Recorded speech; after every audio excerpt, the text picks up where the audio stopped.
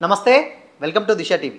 ప్రస్తుతం ఇప్పుడున్నటువంటి పరిస్థితులలో అంటే మోకాళ్ళ నొప్పులు అనేది చాలా మందికి ఈవెన్ పెద్ద ఏజ్ నుంచి వెళ్ళి మిడిల్ ఏజ్ వరకు కూడా చాలా మందికి వస్తూ ఉన్నాయన్నమాట. సో ఇప్పుడు అంటే ఆ మోకాళ్ళ నొప్పులని సర్జరీ లేకుండా పిఆర్పి ద్వారా సో ఎలా నయం చేయొచ్చు అని మనకున్న డౌట్స్ అన్నీ క్లియర్ చేసుకోవడానికి మనతో పాటు ఉన్నారు ఇపియాన్ pain management interventional pain physician doctor Sudhakar గారు మనతో పాటు అయితే ఉన్నారు. మాట్లాడదాం, మరిన్ని విషయాలను సార్ని అడిగి తెలుసుకుందాం. సార్ నమస్తే. సార్ నమస్కారం అండి.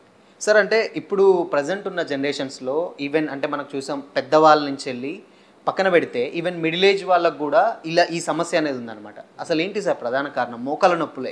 ఇప్పుడు మనం మోకాళ్ళు చూసుకున్నట్టయితే బోన్సే కాకుండా సాఫ్ట్ టిష్యూస్ చాలా ఉంటాయండి. అంటే కార్టిలేజ్, లిగమెంట్స్, టెండాన్స్ అని చాలా ఉంటాయి. సో ఈ ఏ రీజన్ చేతైనా ఏ కారణం చేతైనా ఎప్పుడైతే ఇవి పాక్షికంగా దెబ్బతింటాయో అంటే పార్షియల్ డ్యామేజెస్ ఆర్ అరిగినప్పుడు కానీ ఇలా నొప్పులు రావడం మొదలుపెడుతుంది. సో చిన్న వయసులో చూసినట్టయితే యంగ్ ఏజ్లో చూసినట్టయితే అంటే 20 to 30 years ఆర్ 30-35 వరకు most of the time sports related injuries అంటాం. అంటే స్పోర్ట్స్ అలవాటు లేకుండా సడన్గా ఆడినప్పుడు ట్విస్ట్ అవడం కానీ, అలవాటు లేకుండా సడన్లో ఏదైనా జంప్ చేసిన గేమ్స్ ఆడినప్పుడు ఆ టెండాన్స్ కానీ లిగమెంట్స్ కానీ పాక్షికంగా దెబ్బతింటే అవి కంటిన్యూస్గా పెయిన్ కాజ్ చేస్తుంటాయి.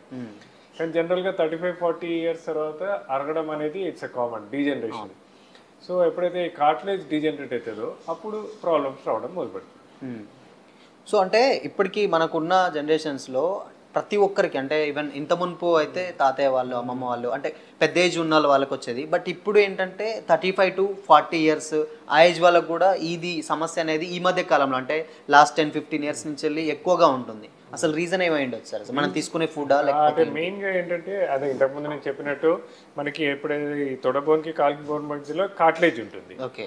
సో మనం తీసుకునే ఫుడ్ హ్యాబిట్స్ అంటే జనరల్గా ఒబేసిటీ ఈజ్ కామన్. అంటే ఈ మధ్యకాలంలో మనం ఒబేసిటీ బాగా ఎక్కువ చూస్తున్నాము. Sedentary life styles, obesity. ఈ ఒబేసిటీ సెడెంటరీ లైఫ్ స్టైల్స్ అప్పుడు ఏమవుతుంది, మన బాడీ వెయిట్ అంతా ఈ నీ జాయింట్స్ మీద వస్తుంది. Knee joints are weight bearing joints. So ఎప్పుడైతే ఈ వెయిట్ అంతా నీ జాయింట్స్ మీద పడుతుందో ఈ కార్టిలేజ్ మృదులా ఫాస్ట్గా అరిగిపోవడం వల్ల, ఏజింగ్ జల్దీ రావడం వల్ల, ఈ థిక్నెస్ తగ్గడం వల్ల మనకి ఇలా నొప్పులు రావడం మొదలు పెడుతుంది. సో ఈ జనరేషన్లో ఒకటి ఫుడ్ హ్యాబిట్స్ అంటే ప్రాపర్ డైట్ లేకుండా, వెయిట్ ఎక్కువ ఉండటం వల్ల, మజిల్ మాస్ సరిగ్గా లేకుండా, మజిల్ స్ట్రెంత్ సరిగ్గా లేనప్పుడు ఇలాంటి ప్రాబ్లమ్స్ వస్తూ ఉంటాయి. ఓకే. సో దీనికి అంటే బేసిక్గా చాలామంది ఏంటంటే సర్జరీస్ చేసుకుంటూ ఉంటారు, లేకపోతే మెడిసిన్ వాడుతూ ఉంటారు. కాకపోతే ఏంటంటే పిఆర్పి అనేది కొత్తగా వచ్చింది. అంటే ఏంటంటే రీసెంట్గా టైంలో అంటే మనది చాలా మందికి తెలియదు కూడా. బట్ అది పెయిన్ లేకుండా చాలా మందికి అంటే ఒక అపోహ కూడా ఉంటుంది, సర్జరీస్ చేయడం వల్ల చేసుకుంటే కొంచెం తక్కువ అవుతుంది. బట్ పెద్ద ఏజ్ వాళ్ళకు అది వర్కౌట్ అవ్వదు. ఈవెన్ వాళ్ళ ఇమ్యూనిటీ పవర్స్ కానీ లేకపోతే వాళ్ళకు ఉన్నటువంటి హెల్త్ కండిషన్స్ బట్టి కానీ వాళ్ళకు ఎలాంటి ట్రీట్మెంట్ ఉండొచ్చు అనుకోవచ్చు సార్? అదే నేను ఇంతకుముందు చెప్పినట్టు ఏంటంటే మా ఎపియాన్లో అసలు ఫస్ట్ ఆఫ్ ఆల్ ఈ అంటే మనం ఎప్పుడైతే నేను ఇంతకుముందు చెప్పినట్టు ఈ కార్టిలేజ్ ఉంటుందో, ఎప్పుడైతే ఈ కార్టిలేజ్ అనేది అరుగుతుందో అనుకోండి, అప్పుడు ఈ బోన్స్ మధ్య ఫ్రిక్షన్ రావడం మొదలు పెడుతుంది. అంటే ఎప్పుడు అందరూ అంటారు మోకాళ్ళు అరిగింది అంటారు. మోకాళ్ళు అరగటం అంటే ఏంటి? ఈ కార్టిలేజ్ అరగటం. ఈ కార్టిలేజ్ అరిగినప్పుడు ఏమవుతుంది, ఫ్రిక్షన్ వల్ల ఇన్ఫ్లమేటరీ ఫ్లూయిడ్ డెవలప్ అవుతుంది. ఆ ఇన్ఫ్లమేటరీ ఫ్లూయిడ్ డెవలప్ అయినప్పుడు ఈ చుట్టుపక్కల ఉన్న కండరాలు, మజిల్స్ అన్నీ ఎఫెక్ట్ అవుతుంటాయి. దానివల్ల ఏమవుతుంది, ఈ మోకాలికి సపోర్ట్ సిస్టమ్ తగ్గుతుంది. సో ఒక చిన్న కార్టిలేజ్ అరగటం వల్ల వచ్చే ఈ issue, this is age related degeneration. దీన్ని జబ్బు అనకూడదు మనం. సో మేమేమంటామంటే ఇలాంటి ఏజ్ రిలేటెడ్ డీజనరేషన్కు పెద్ద డిస్ట్రక్టివ్ సర్జరీస్ అవసరమే లేదు. మనం ఏం చేయాలి, ఇప్పుడు డీజనరేట్ అయిన కార్టిలేజ్ని రీగ్రో చేసుకొని ఈ చుట్టుపక్కల డ్యామేజ్ ఉన్న టిష్యూని అన్నిటిని స్ట్రెంగ్తన్ చేసుకోమని చెప్తున్నాము. అవన్నీ ఎలా చిన్న చిన్న ఇంజెక్షన్ పద్ధతుల ద్వారా, చిన్న చిన్న ఇంజెక్షన్స్ తోటి, అంటే ఎప్పుడైతే మన అందరికి లోపల బ్లడ్ లోపల చూసుకున్నట్టయితే ప్లాస్మా ప్లేట్లెట్స్ ఉంటాయి. ప్లేట్లెట్స్ గుణం ఏంటి, ఎక్కడైనా డ్యామేజ్ అయితే ఆ టిష్యూ దగ్గర గ్రోత్ ఫ్యాక్టర్స్ రిలీజ్ చేసి ఆ టిష్యూని రీజనరేట్ చేస్తాయి. సో మేమేమంటామంటే ఈ చిన్న డ్యామేజ్ అయిన టిష్యూని రీజనరేట్ చేసుకొని పక్కనున్న మజిల్స్ అన్నిటిని స్ట్రెంగ్తన్ చేసుకొని ఈ సపోర్ట్ సిస్టమ్ మంచిగా చేసుకుంటే ఆపరేషన్ దాకా వెళ్ళాల్సిన అవసరమే లేదు అని చెప్తున్నాం. ఓకే. సో ఇప్పుడు ప్రజెంట్ ఏంటంటే మనకు ఉన్న పెద్దవాళ్ళ పక్కన పెడితే యూత్ కూడా అంటే ఇప్పుడు ఏంటంటే కొంతమంది యువకులకు కూడా ఇలాంటి సమస్య ఎక్కువైపోతుంది. ఈవెన్ వాళ్ళు అంటే స్పోర్ట్స్ ఆడే టైంలో కానీ లేకపోతే రన్నింగ్ చేసే టైంలో ఏవైనా ఎక్కువ నడవలేకపోవడం ఇది కూడా ఆ యువకుల్లో కూడా ఉంటుంది. ఏంటి సార్ అసలు రీజన్? అదే ఇప్పుడు నేను ఇంతకుముందు చెప్పినట్టు ఏమైతాయంటే ఈ టెండాన్స్ లిగమెంట్స్ పాక్షికంగా దెబ్బతిన్నాయి అనుకోండి, అవి కాన్స్టెంట్ గా పెయిన్ జనరేషన్. అంటే మనకి లిగమెంట్స్ ఉంటాయి కొన్ని, anterior cruciate ligament, posterior cruciate ligaments, collateral ligaments, ఇవన్నీ ఏంటి support systems. They are all knee joint support systems. So ఇవన్నీ దెబ్బతిన్నప్పుడు ఏమైతుంటది, కాన్స్టెంట్ గా పెయిన్ జనరేట్ చేస్తుంది. ఇంతకుముందు ఏం చేసేవాళ్ళము, ఇలాంటి వాళ్ళకి పెయిన్ కిల్లర్ టాబ్లెట్స్ చాలా కాలం వాడేవాళ్ళు. దానివల్ల సైడ్ ఎఫెక్ట్స్ వల్ల ఇంకోటి సైడ్ ఎఫెక్ట్స్ చాలా వస్తుంటాయి. రెండోది మనం ఏం చెప్పేవాళ్ళం, సర్జరీ అనేవాళ్ళం. ఏవైతే పాక్షికంగా దెబ్బతినేవో దానికి మేజర్ సర్జరీ చేసి వాటి అన్నిటిని స్టిచ్ చేయడం అవన్నీ చేసేవాళ్ళు. మేము ఇప్పుడు ఏమంటున్నామంటే అంత పెద్ద సర్జరీస్ అవసరం లేదు.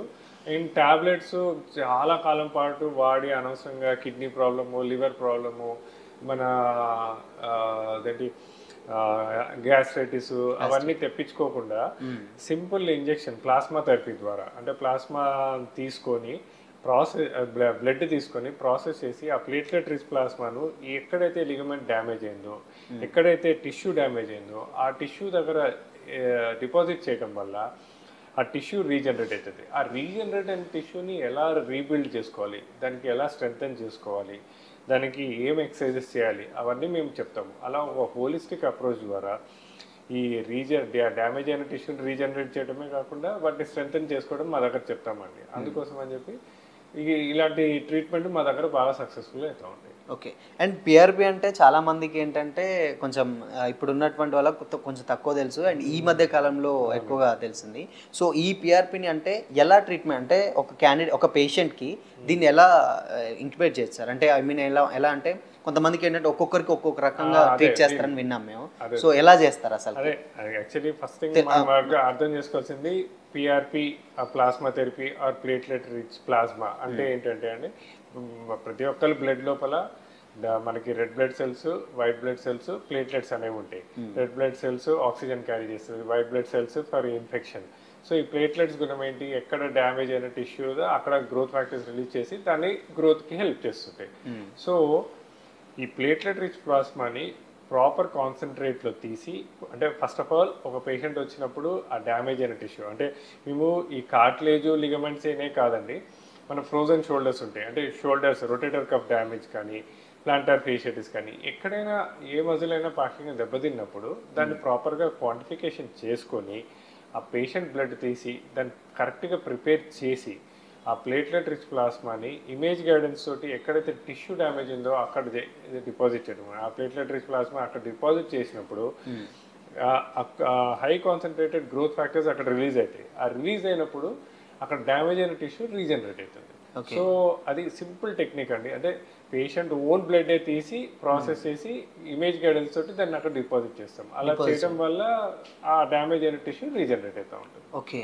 సో అంటే ఇవి సర్జరీ కంటే చాలా మంచి పరిణామం. సర్జరీ కంపేర్ చేసుకుంటే చాలా అండి. ఇప్పుడు నీ రీప్లేస్మెంట్ తీసుకుంటాం అనుకోండి, ఒక పెద్ద డిస్ట్రక్టివ్ సర్జరీ ఒక 20% అంటే 80% సక్సెస్ఫుల్ బాగానే ఉన్నా ఒక 20% బ్లీడింగ్ అవ్వడము, ఇన్ఫెక్షన్స్ అవ్వడము, ఐసీయూ స్టేజ్ ఉండడము, ప్లస్ అనస్థీషియా ఇచ్చినప్పుడు ఇలాంటి, అంటే పేషెంట్స్ పెద్ద ఏజ్ వాళ్ళకి ఏంటంటే మల్టిపుల్ కోమార్బిడ్స్ ఉంటాయి, అంటే బీపీ ఉంటుంది, షుగర్ ఉంటుంది, కొంతమందికి హార్ట్ ప్రాబ్లమ్స్ ఉంటాయి. ఇలాంటి వాళ్ళకి ఏమిటంటే ఇలాంటి మేజర్ సర్జరీస్ అప్పుడు హార్ట్ అటాక్స్ రావడము అలాంటి ఇష్యూస్ ఉంటాయి. సో ఇవన్నీ ప్రాబ్లమ్స్ లేకుండా పేషెంట్ ఓన్ బ్లడ్ తీసుకొని చేస్తాం. ఇంకొక మెయిన్ అడ్వాంటేజ్ ఏంటంటే మా ప్రొసీజర్స్లో ఇవన్నీ డే కేర్ ప్రొసీజర్స్, అంటే పొద్దున్నొచ్చి ఓ 2 గంటల్లో చేయించుకొని వెళ్ళిపోవడం.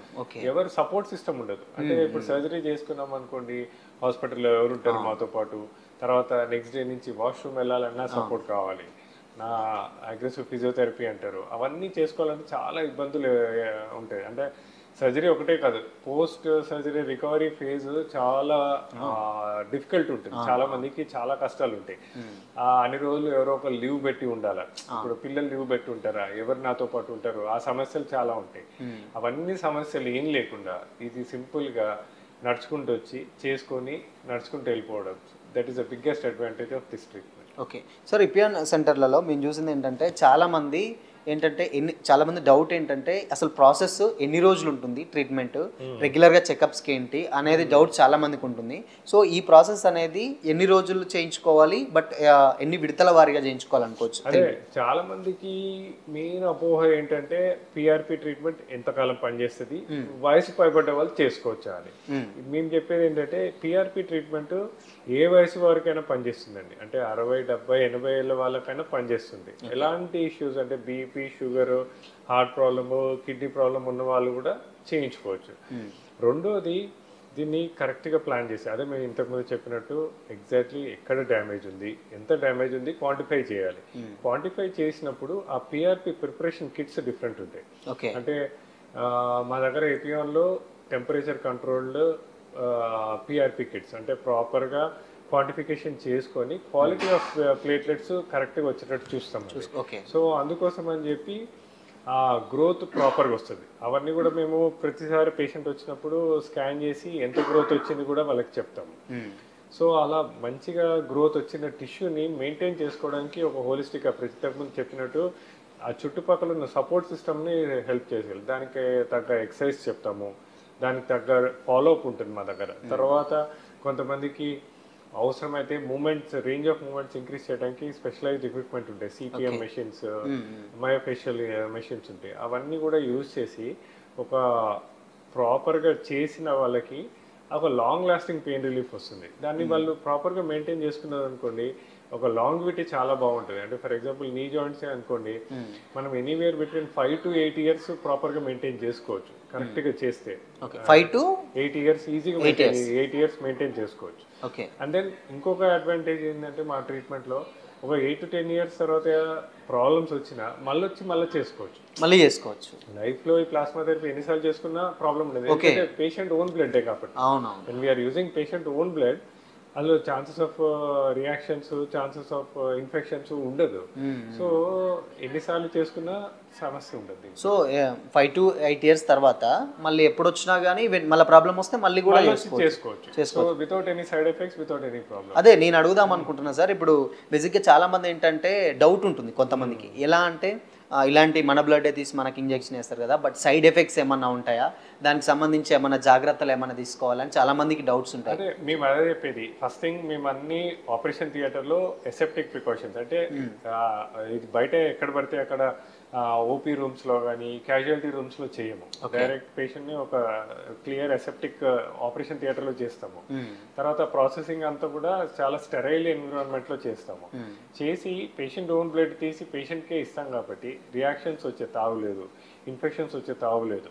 ప్లస్ ఈ పిఆర్పి ట్రీట్మెంట్ చేసుకున్న ఇమీడియట్లీ పేషెంట్ తన పనులు తాను చేసుకోవడంలో ప్రాబ్లమే ఉండదు. అంటే సింపుల్ పనులు, అంటే లేచి వాష్రూమ్ పోవడం కానీ, కిచెన్ నుంచి లంచ్ పోవడం కానీ, ఒక 5 to 10 minutes వాకింగ్ చేసుకోవడంలో అసలు ఇబ్బందే ఉండదు. సో బిగ్గెస్ట్ అడ్వాంటేజ్ అదే అనమాట. ఈ పిఆర్పి ట్రీట్మెంట్ వల్ల బెడ్ రెస్ట్, హాస్పిటలైజేషన్ అవన్నీ ఏముండదు. హాయిగా తన పనులు తను చేసుకుంటూ పోవచ్చు.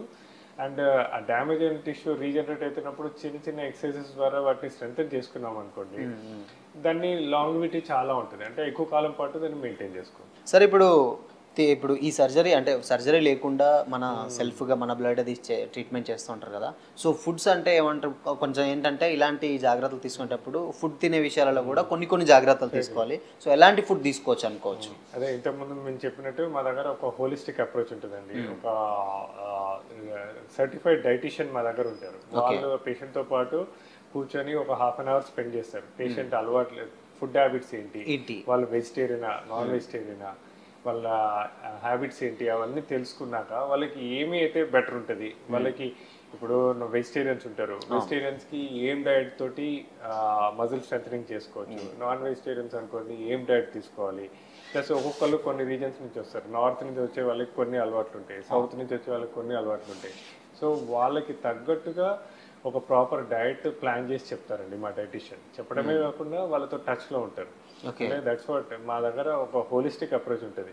జస్ట్ బ్లైండ్గా పిఆర్పి ఇచ్చి పంపించము. పిఆర్పి ఇమేజ్ గైడెన్స్ తోటి ఇస్తాము. దానికి తగ్గ ఎక్సర్సైజ్, స్ట్రెంథనింగ్ ఎక్సర్సైజెస్ ఏముంటాయో చెప్తాము. దానికి తగ్గ ఫుడ్స్ ఏం తీసుకోవాలో కూడా చెప్తాము. ఆ విధంగా అన్ని విధాలుగా చేసి ఒక లాంగ్విటీ, అంటే పెయిన్ తగ్గించడమే కాకుండా స్ట్రెంథెన్ చేసి లాంగ్ లాస్టింగ్ రిలీఫ్ ఇస్తుంటామండి. ఓకే. సార్ ఇప్పుడు బేసిక్ ఏంటంటే ఇప్పుడున్న జనరేషన్స్లలో కొంతమంది ఏంటంటే ఈ సర్జరీస్ లేకుండా ఈ పిఆర్పి రాకముందు అంటే ఇలాంటి సిస్టమ్ రాకముందు ఆయుర్వేదిక్ అలా కూడా వాడేవాళ్ళు. బట్ అవి కొంతమందికి పడుతూ ఉంటాయి, కొంతమందికి సైడ్ ఎఫెక్ట్స్ కూడా ఉంటుంటాయి. సో దీనికి దానికి చేంజెస్ అంటే ఏం చెప్తారు సార్? అదే అండి, ఇప్పుడు ఆయుర్వేదిక్ ట్రీట్మెంట్ లో కూడా ఎలా ఉంటాయండి, మోస్ట్ ఆఫ్ ది ఒక 80-90% బాగున్నా 80% బాగున్నా ఒక 20%కి సైడ్ ఎఫెక్ట్స్ ఉంటాయి. అంటే లివర్ దెబ్బతింటాం కానీ, స్కిన్ ఇన్ఫెక్షన్, స్కిన్ మీద ర్యాష్లు రావడం కానీ, సైడ్ ఎఫెక్ట్స్ రావడము. ఎస్పెషల్లీ లివర్ అండ్ కిడ్నీస్ అయితే మెయిన్ ఆర్గన్స్ ఎఫెక్ట్ అయితే ఉంటాయి. ఆ 20% ఎప్పుడైతే లివర్ కిడ్నీ ఎఫెక్ట్ అవుతుందో చాలా సఫర్ అవుతుంటారు వాళ్ళు. Drug induced renal failure, drug induced hepatitis అంటుంటాం, దానివల్ల జాండీస్ వచ్చి సఫర్ అవుతూ ఉంటారు. సో పిఆర్పి తోటి అసలు ఏమీ సైడ్ ఎఫెక్ట్స్ ఉండదు. ఇప్పుడు దాకా ప్లేట్లెట్ రిచ్ ప్లాస్మా థెరపీ వల్ల అసలు సైడ్ ఎఫెక్ట్స్ అనేది ఉండనే ఉండవండి. ఓకే, అసలు సైడ్ ఎఫెక్ట్స్ అనేవి ఉండవు. ఏ విధమైన సైడ్ ఎఫెక్ట్స్ ఉండవు. And compare to tablets PRP is the best. ఎందుకంటే టాబ్లెట్స్ కైనా gastritis, kidney problem, liver problem వస్తుంది, కానీ పిఆర్పి తోటి ఏ సైడ్ ఎఫెక్ట్స్ ఉండవండి. ఓకే, ఏ సైడ్ ఎఫెక్ట్స్ ఉండవు. సో సార్ ఇప్పుడు మెడిసిన్ ఏమన్నా వాడేది ఉంటుందా, లేకపోతే పిఆర్పి ట్రీట్మెంట్ తీసుకున్న తర్వాత? పిఆర్పి ట్రీట్మెంట్ తీసుకున్నాక మేము కొన్ని న్యూరోపతిక్ టాబ్లెట్స్ ఇస్తాం. నరాల బలానికి కొద్ది టాబ్లెట్స్ ఇస్తాము, అవి కూడా కొన్ని రోజులే. కొన్ని మల్టీవిటమిన్ టాబ్లెట్స్ ఇస్తాము, అది కొన్ని రోజుల వరకే. But most of the time మేము పిఆర్పి మీదే కాన్సన్ట్రేట్ చేస్తాం. బట్ ఏంటంటే జస్ట్ తాత్కాలికంగా కొన్ని టాబ్లెట్స్ ఇస్తారు. ఓకే, ఎన్ని రోజులు ఉండొచ్చు సార్? అంటే ఒక పేషెంట్ అంటే వాళ్ళ కండిషన్ బట్టి ఉంటుంది. అంటే కొంతమందికి ఏంటంటే ఎక్కువ మొత్తంలో ఉంటుంది పెద్దవాళ్ళైతే పెయిన్, కొంతమందికి ఏంటంటే కొంచెం తక్కువ. ఈ సర్టన్ పీపుల్కి ఎలా ట్రీట్ చేస్తారు? అదే మనము ఇప్పుడు మీరు అన్నట్టు ఎక్కువ డ్యామేజ్ అయ్యి ఎస్పెషల్లీ సివియర్ ఆస్టియో ఆర్థరైటిస్ అంటే సివియర్ మోకాల అరుగుదలతో వచ్చిన వాళ్ళకి ఆల్మోస్ట్ మన దగ్గర 4 సిట్టింగ్స్ చేయాల్సి వస్తుంది. 4 సిట్టింగ్, ఈచ్ సిట్టింగ్ 15 రోజులు గ్యాప్ ఇచ్చినా ఆల్మోస్ట్ 1.5 month పడుతుంది ట్రీట్మెంట్ ప్రాసెస్. తర్వాత కూడా ఒక 2 to 3 months వరకు పెరుగుతుంటుంది. అందుకే మేము 2 months తర్వాత మళ్ళీ పేషెంట్ రివ్యూకి రమ్మంటాం. కానీ ఎప్పుడు వచ్చినా పేషెంట్ 1 గంటన్నర 2 గంటలు అంటే 1.5 to 2 hours ఇక్కడ వెయిట్ చేసి ట్రీట్మెంట్ తీసుకొని వెళ్ళిపోవడమే, కానీ హాస్పిటలైజేషన్ ఉండదు. అది బిగ్గెస్ట్ అడ్వాంటేజ్. రెండోది ఏంటంటే ట్రీట్మెంట్ ప్రాసెస్ అయిపోయిన తర్వాత కూడా మేము పేషెంట్తో ఫాలోఅప్లో ఉంటాము, పేషెంట్లకు ఫోన్ చేస్తాము, రమ్మంటాము. వచ్చిన తర్వాత స్కాన్ చేసి వాళ్ళకి ఎలా ఉంది ఏంటి చెప్తాము. ఒకవేళ అప్పటికి ఇంకా కొద్ది మజిల్ స్ట్రెంథనింగ్ సరిగ్గా అవ్వలేదు అనుకోండి, మళ్ళీ మా ఫిజియోథెరపిస్ట్ కానీ డైటీషియన్ కానీ మా టీం అంతా ఇన్వాల్వ్ అయ్యి పేషెంట్కు ఏం చేస్తే ఇంకా ఫర్దర్గా పెరిగిన టిష్యూ ఇంకా ఎక్కువ కాలం ఎలా ఉండాలి, ఎలా స్ట్రెంథెన్ చేసుకోవాలి, దాన్ని ఎలా సపోర్ట్ చేసుకోవాలి అని మా దగ్గర టీం చెప్తుంటుంది. అలా ఒక సివియర్ ఆస్టియోఆర్థరైటిస్లో వచ్చిన వాళ్ళకి 1.5 month ట్రీట్మెంట్ ప్రాసెస్, అంటే 1.5 month అంటే 15 daysకి ఒకసారి వస్తే 1.5 month అవుతుంది. దాని తర్వాత కూడా ఒక 2-3 months ఫాలోఅప్లో ఉంటాం. ఓకే సార్, ఇప్పుడు నాకు తెలిసి ఏంటంటే ఇప్పుడు మేము హాస్పిటల్లో అంటే మేము క్లినిక్లో చూసాం, చాలామంది వస్తున్నారు, సో వెళ్తున్నారు. ఈవెన్ గతంలో ఎంతమందికి ఇప్పటి వరకు ఎపియాన్ ద్వారా ట్రీట్ చేయండొచ్చు, ఎంతమంది పర్సన్స్? హైదరాబాద్లోనే ఇప్పుడు దాకా స్థాపించినప్పటి నుంచి ఇప్పుడు దాకా more than 50,000 happy patients, more than 50,000 knee joints సక్సెస్ఫుల్గా చేశాము and they are very happy. So we should say we have achieved a milestone అని చెప్పుకోవచ్చు. Okay, great. అండ్ సార్ ఇంకోటి ఏంటంటే చాలా మందికి ఉన్న పెద్ద డౌట్ ఏంటంటే ఇలాంటివి అంటే బేసిక్గా చాలామంది ఏంటంటే అంటే నమ్మరు. ఫస్ట్ ఆఫ్ ఆల్ ఏంటంటే ఎలా ఉంటుందో ఏంటో ట్రీట్మెంట్ అంటే ఇంజెక్ట్ చేస్తారట అనే భయం ఉంటుంది కొంతమంది. బట్ సర్జరీతో పోల్చుకుంటే ఇది చాలా చిన్నది అండ్ తొందరగా కూడా కవర్ అయిపోతూ ఉంటుంది. ఈవెన్ ట్రీట్మెంట్ తర్వాత ఎన్ని డేస్కి రిజల్ట్ అనేది ఉంటుంది అనుకోవచ్చు? అంటే ఒక 4 సిట్టింగ్స్ అన్నారు కదా, 4 సిట్టింగ్స్దా లేదంటే వాళ్ళ కండిషన్ బట్టి 3-2 అలా ఉంటుంది అనుకోవచ్చా? సో అదే ఇప్పుడు నేను ఇంతకుముందు చెప్పినట్టు సివియర్ ఆస్టియోఆర్థరైటిస్ తోటి వచ్చిన వాళ్ళకి మనం ఫస్ట్ సిట్టింగ్ నుంచే పెయిన్ రిలీఫ్ చూస్తామండి. ఫస్ట్ సిట్టింగ్ తర్వాత మోస్ట్ ఆఫ్ ద పేషెంట్స్ మాకు 50% 60% పెయిన్ రిలీఫ్ వచ్చిందంట. కానీ మేము చెప్పేది ఏంటంటే ఆ 50-60% పెయిన్ రిలీఫ్ వచ్చినా దాని లాంగ్విటీ కోసము కంపల్సరీ నెక్స్ట్ 3 సిట్టింగ్స్ చేసుకొని మేము చెప్పిన ఎక్సర్సైజులు, మేము చెప్పిన ప్రికాషన్స్ అవన్నీ తీసుకున్నారనుకోండి. So by the time 3rd sitting వచ్చేసరికి చాలా మంది కంప్లీట్గా రిలీఫ్ వచ్చేసింది అంటారు. బట్ స్టిల్ మేము ఏంటంటే దాన్ని లాంగ్విటీ కోసం అని చెప్పి కంటిన్యూస్ చేస్తాం అనమాట. మనం ఎక్కువ కాలం ఉండాలి అంటే జస్ట్ బికాస్ కొంతమంది ఒకసారి ఫస్ట్ సిట్టింగ్ తర్వాత మాకు 70% రిలీఫ్ వచ్చింది, 80% రిలీఫ్ వచ్చింది అంటారు. బట్ వాళ్ళకు కూడా ఏం చెప్తామంటే అది మీరు లాంగ్విటీ కోసం compulsory second third fourth sitting తీసుకోండి. దాన్ని ఎక్సర్సైజ్లో అవన్నీ చేసుకుంటా ఉంటే ఎక్కువ కాలం పాటు ఉంటుందండి. సో మనకి డే 1 నుంచే మనకి డిఫరెన్స్ తెలుస్తుంటుంది, కంపల్సరీ తెలుస్తుంది. ఓకే, అంటే ఈ సిట్టింగ్స్ తర్వాత ఈవెన్ ఒకవేళ సెకండ్ థర్డ్కి ఓకే అయినా కానీ ఫోర్త్ వరకు కూడా ట్రీట్ చేసుకుంటే కొంచెం వాళ్ళకి లాంగ్ రన్ ఉంటుంది. అంటే ఇప్పుడు వచ్చిన రిజల్ట్ ఎక్కువ కాలం పాటు ఉంటుంది. ఓకే సార్, ఇంకోటి ఏంటంటే ఇప్పుడు ఈవెన్ మీరు ఇందాక అన్నట్టు 35 to 40 years మధ్యలో ఉన్నారు కదా, సో వాళ్ళకి ఏ విధంగా ట్రీట్ చేయొచ్చు? సేమ్ ప్రాసెస్ ఉంటుందా లేదంటే వేరే? అదే ఇప్పుడు 35-40 yearsలో ఎవరైతే పార్షియల్ టీయర్స్ తోటి వస్తారో ఆర్ ఇలానే కార్టిలేజ్ డిజనరేషన్ తో వచ్చిన వాళ్ళకి ఫస్ట్ థింగ్ అదే మేము ఒక హై రెజల్యూషన్ స్కాన్ ద్వారా అసలు ఎగ్జాక్ట్లీ ఏమి డ్యామేజ్ అయింది కనుక్కున్నాక వాళ్ళకి కూడా ఈ ప్రాసెస్ ఏ ఉంటుంది. సో వాళ్ళకి ఎక్సర్సైజెస్ కొద్దిగా డిఫరెంట్గా చెప్తాము.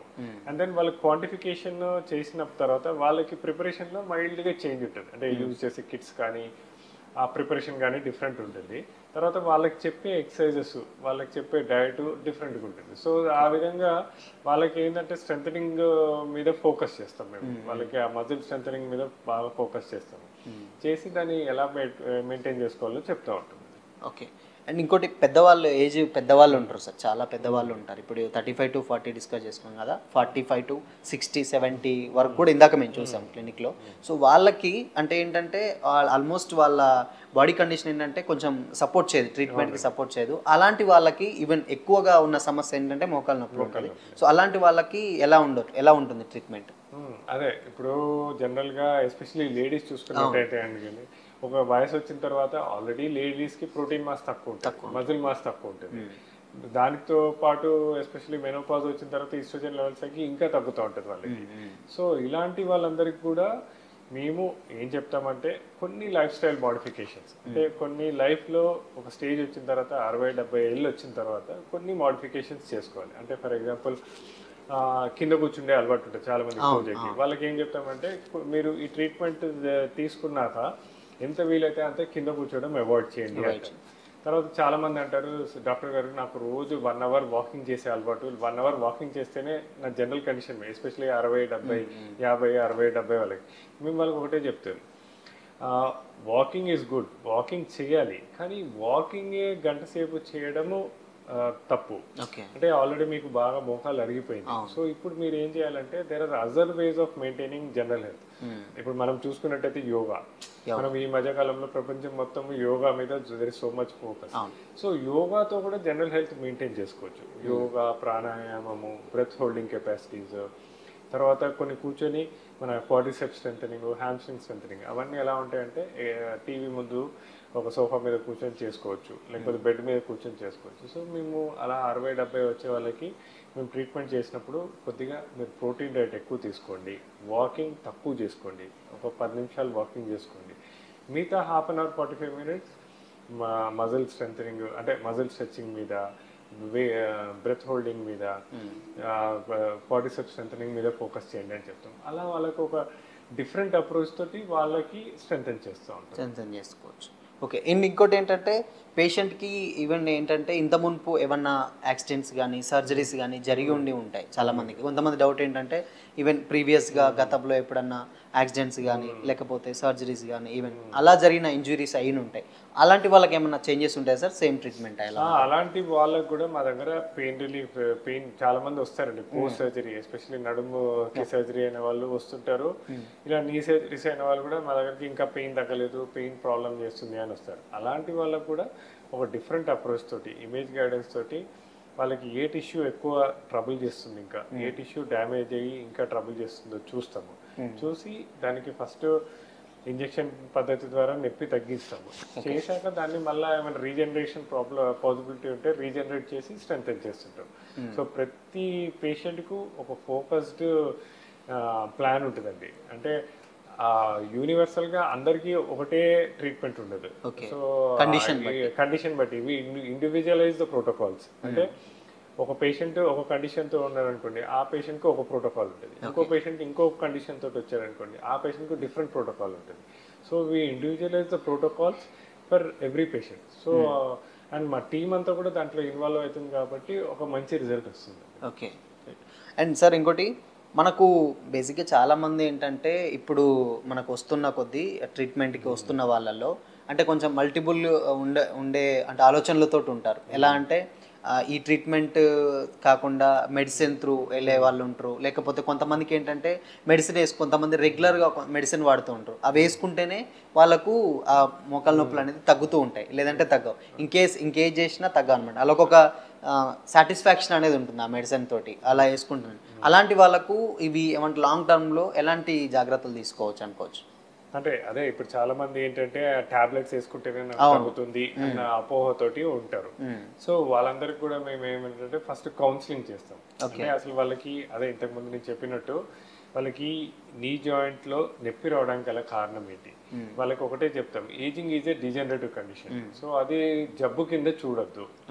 ఇప్పుడు ఇది నిజంగా జబ్బు అనుకోండి, దానికి ఒక రకంగా ఆలోచించాలి, కానీ జబ్బు కాదు. జబ్బు కాకుండా అది ఒక డీజనరేటివ్ కండిషన్. సో ఆ డీజనరేట్ అయిన టిష్యూని రీజనరేట్ చేసుకొని రీబిల్డ్ చేసుకొని దాన్ని మెయింటైన్ చేసుకుంటే సరిపోతుంది అని వాళ్ళకి ఒక ప్రాపర్ కౌన్సిలింగ్ చేస్తామండి. సో అలా కౌన్సిలింగ్ చేశాక చాలామంది అగ్రీ అవుతారు, చాలామంది సాటిస్ఫై అవుతారు. సో వాళ్ళకి ఫస్ట్ థింగ్ ఆ పాజిటివ్ మైండ్ తోటి వచ్చారనుకోండి, ఈ ట్రీట్మెంట్ బాగా సక్సెస్ఫుల్ ఉంటుంది వాళ్ళకి. ఓకే. సో మొత్తానికైతే వాళ్ళ అలాంటి మైండ్ సెట్ ఉన్న వాళ్ళు కూడా వస్తే డెఫినెట్గా సక్సెస్ కౌన్సిలింగ్ చేసి బాగానే సక్సెస్ఫుల్ చేస్తుంటారు. సార్ ఇంకోటి ఏంటంటే పెద్ద మోకాల నొప్పితో పాటు ఇప్పుడున్న జనరేషన్లో నడుము నొప్పి, ఈ రెండు మెయిన్ అనమాట. సో దానికి సంబంధించి ఏమన్నా ట్రీట్మెంట్ ఉంటుందా ఓన్లీ దీనికైనా? మా దగ్గర ఇప్పుడు మోకాల నొప్పి ఒక్కటే కాకుండా నడుము నొప్పులు సెకండ్ మోస్ట్ కామన్ పెయిన్స్ వచ్చి నడుము నొప్పులు. సో నడుము నొప్పులకి చూసుకుంటే కూడా ఇప్పుడు మన దగ్గర ఎగ్జాంపుల్ నడుము నొప్పులు కూడా ఇంతకు ముందు లాగానే అనుకున్నట్టు చిన్న ఏజ్ నుంచి మొదలుపెట్టి 80 years వరకు ఉంటుంది. చిన్న ఏజ్ లో especially software hybrid work cultures ఏమవుతుందంటే, హైబ్రిడ్ వర్క్ కల్చర్స్ లోపల ఈ మధ్యకాలం కోవిడ్ తర్వాత ఇంట్లోంచి వర్క్ చేయడం మొదలుపెట్టారు. సో ఇంట్లో ఏంటంటే ప్రాపర్ ఎర్గానమిక్స్ ఉండదు. అంటే సోఫాల మీద కూర్చొని కింద కూర్చొని డైనింగ్ టేబుల్ మీద కూర్చొని లాంగ్ వర్కింగ్ అవర్స్ ఉంటుంది. సో ఇలాంటి వాళ్ళకి ఏమవుతుందంటే ఆ డిస్క్ ప్రొలాప్స్ అవడము, డిస్క్ డీజనరేషన్స్ అవడము, డిస్క్ జారటము, డిస్క్ మీద స్ట్రెయిన్ అవడము, ఇలాంటి ప్రాబ్లమ్స్ తోటి వస్తారు మా దగ్గర చాలా మంది. సో వాళ్ళకి మేము ఏం చెప్తామంటే, ఇలాంటి వాటికి కూడా సింపుల్గా first thing life style modification. అంటే వాళ్ళని అడుగుతాము, హిస్టరీ అడుగుతాము, మీరు ఏంటి. చాలామంది మేము ఇట్లా రోజుకి 8 to 10 hours ఇంట్లోంచి వర్కింగ్ ఇట్లా కూర్చొని చెప్తాం. సో వాళ్ళకి ఒక ప్రాపర్ ఎర్గానమిక్స్ అంటే ఏంటి, అండ్ దెన్ ఇలా 8 గంటలు 10 గంటలు పనిచేస్తున్నప్పుడు దానికి డిస్క్ ఎక్కువ సఫర్ అవ్వకుండా దానికి ఏం చేయాలి అంటే, ఎవ్రీ హాఫ్ అన్ అవర్ 45 minutesకి ఒక 2 steps చేయడము, ఎవ్రీ 15-20 minutesకి మన పొజిషన్ మార్చుకోవడము, తర్వాత వెయిట్ మేనేజ్మెంట్, తర్వాత ఆ డిస్క్కి స్పెసిఫిక్గా పారాస్పైనల్ మజిల్ స్ట్రెంథనింగ్ ఎక్సర్సైజెస్ అవన్నీ చెప్తాము. ఓకే. వీటన్నిటితో కూడా కాకుండా నొప్పి కంటిన్యూ అవుతుంటే వాటికి కూడా ఫ్లోరోస్కోపిక్ గైడెడ్ ఇంజెక్షన్స్ ఉంటాయండి. ఆ ఇంజెక్షన్స్ ద్వారా వాళ్ళకి కంప్లీట్ రిలీఫ్ ఇస్తాం మనం. ఓకే. కానీ ఈ సైడ్ ఎఫెక్ట్స్ లాంటి సైడ్ ఎఫెక్ట్స్ అనే తావే లేదండి. Disc prolapse, disc bulge, sciatica, spondylosis, దేని వల్ల అయినా నొప్పులు వస్తుంటే, అంటే ఇట్లా డ్రాగింగ్ పెయిన్ వస్తుంటే వాటన్నిటికి కూడా సింపుల్ ఇంజెక్షన్స్ ద్వారా, ఇంజెక్షన్ పద్ధతుల ద్వారా జస్ట్ ఒక 1.5-2 hours హాస్పిటల్ స్టే, అంటే రావటము ఒక హాఫ్ అన్ అవర్లో ప్రొసీజర్ అయిపోతుంది, ఒక హాఫ్ అన్ అవర్ స్టే, దాని తర్వాత కొన్ని ఎక్సర్సైజెస్ అవన్నీ చెప్తాము, అవన్నీ చేసుకొని వెళ్ళిపోవడం. ఇంట్లో కూడా చేసుకోవచ్చు కదా. ఆ ఎక్సర్సైజెస్ అన్ని సింపుల్గా ఉంటాయండి. ఎట్లా అంటే వాళ్ళ ఇంట్లో ఎవరింట్లో వాళ్ళు కూర్చొని ఎవరి బెడ్ మీద వాళ్ళు చేసుకోవచ్చు. సో దానికి ఏమి మళ్ళీ సపరేట్గా ఫిజియోథెరపిస్ట్ని పెట్టుకోవడం అవసరం లేదు, సపరేట్గా ఫిజియో సెంటర్స్కి వెళ్ళాలి ఆర్ జిమ్కి వెళ్ళాల్సిన అవసరం లేదండి. ఓకే. సో ప్రాపర్గా ఏంటంటే ఉన్న లైఫ్ స్టైల్ మనకు జనరల్గా మనకున్న లైఫ్ స్టైల్లోనే ఎలా మార్చుకొని చిన్న చిన్న చేంజెస్ తోటి అయితే చేయొచ్చు అనుకోవచ్చు. సో ఇంకోటి ఏంటంటే సార్ ఫైనల్గా ఇప్పుడు ఈ పిఆర్పి అనేది ఏంటంటే చాలా మందికి కొంచెం డౌట్ ఏంటంటే, ఈవెన్ హెయిర్, ఇప్పుడు ఈ హెయిర్ ప్లాంటేషన్స్, ఇవి ఈ టైప్ ఆఫ్ కన్ఫ్యూజన్స్లో కూడా ఉంటుంది. సో ఏంటంటే దానికి దీనికి చేంజెస్ ఏమైనా ఉన్నాయని చాలా మంది అడిగారు మన. సో పిఆర్పి హెయిర్ ప్లాంటేషన్స్ ఉంటాయి, లేకపోతే మోకాళ్ళు, నడుము, ఇవి ఉంటాయి. ఏంటి సార్ అసలు చేంజెస్? అంటే ఇప్పుడు అదే నేను ఇంతకుముందు చెప్పినట్టు పిఆర్పి ప్రిపరేషన్ కిట్స్ చాలా వెరైటీస్ ఉన్నాయండి మార్కెట్ లోపల. అంటే సింపుల్ చిన్న బాక్స్ టైప్ కిట్స్ ఉంటాయి, అవన్నీ ఓపీ రూమ్ లో పెట్టి వాటికి టెంపరేచర్ కంట్రోల్ ఉండదు, దానికి ప్రాపర్ క్వాంటిఫికేషన్ ఉండదు. అండ్ దెన్ మన పిఆర్పిని జస్ట్ డబుల్ చేస్తూ ఉంటాయి. అంటే సో అవన్నీ ఏంటంటే సరే హెయిర్కి కొన్ని చోట్ల స్కిన్లో ఫిల్లర్స్కి వాటికి యూజ్ చేస్తాం, అవును. కానీ అవి నీ జాయింట్లో యూజ్ చేయమండి మేము. మా దగ్గర ఏంటంటే FDA approved kits for knee joints, అంటే ఎఫ్డిఏ అప్రూవల్ ఉంది kit. This is NABH accreditation ఉంది మాకు, FDA approved kits legal permission. Legal FDA approved kits ఉంటాయి. ఆ ఎఫ్డిఏ అప్రూవ్డ్ కిట్స్ ఏంటి, first of all proper quantification చేశాక మన పిఆర్పి ఆల్మోస్ట్ 5 to 6 times దాన్ని ఇంక్రీజ్ చేస్తాము. రెండోది ఇమేజ్ గైడ్ తోటి ఇస్తాము, అంటే బ్లైండ్గా ఎక్కడ పడితే అక్కడ ఇయ్యం, అంటే ఇమేజ్ తోటి. ఇప్పుడు ఫర్ ఎగ్జాంపుల్ మనం నీ జాయింట్లో చూసుకున్నట్టయితే ఈ అరిగిన పార్ట్ ఎక్కడుందో అక్కడే ఎగ్జాక్ట్లీ నీడిల్ పెట్టి ఇంజెక్ట్ చేస్తాం. ఎక్కడో బ్లైండ్గా ఎక్కడ పడితే అక్కడ ఇస్తే ఎక్కడైనా పోవచ్చు. So first thing temperature controlled kits, FDA approved temperature control kits use చేయడం వల్ల మంచి క్వాలిటీ ఆఫ్ పిఆర్పి తయారవుతుంది. దాని స్ట్రెంత్ ఇప్పుడు మనకున్న ప్లేట్లెట్స్ని ఆల్మోస్ట్ 5 to 6 times ఇంక్రీజ్ చేయడం వల్ల, ఇమేజ్ గైడెన్స్ తోటి డిపాజిట్ చేయడం వల్ల అక్కడ కరెక్ట్గా మనకు కావాల్సిన కాన్సన్ట్రేషన్ ఆఫ్ గ్రోత్ ఫ్యాక్టర్స్ వస్తాయి.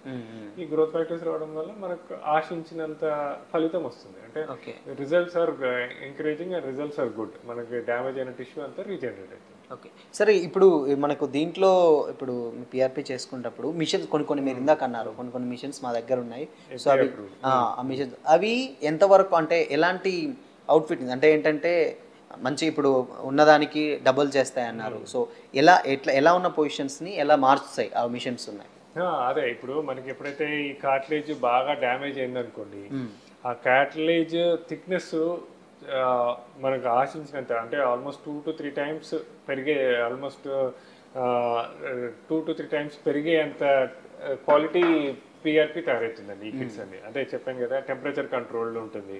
సో టెంపరేచర్ మెయింటెనెన్స్ బాగుంటుంది కాబట్టి ఆ క్వాలిటీ ఆఫ్ ప్లేట్లెటరీస్ ప్లాస్మా బాగా వస్తుంది. సో అందుకోసం అని చెప్పి ఈ రిజల్ట్ చాలా బాగా వస్తుంది మనకి. ఓకే, సో ఫైనల్గా సార్ ఇప్పుడు ఈ పియాన్ పెయిన్ మేనేజ్ సెంటర్ గురించి, సో ఏంటంటే మీకు చాలామందికి ఏంటంటే డౌట్స్ అండ్ అపోహలు కూడా ఉంటాయి. ఈవెన్ ఇప్పుడు చాలా డౌట్స్ అయితే మాకు క్లియర్ చేశారు. సో సైడ్ ఎఫెక్ట్స్ గురించి, ఫుడ్ గురించి, లేకపోతే ఎక్సర్సైజ్ గురించి ఆల్మోస్ట్ చేశారు.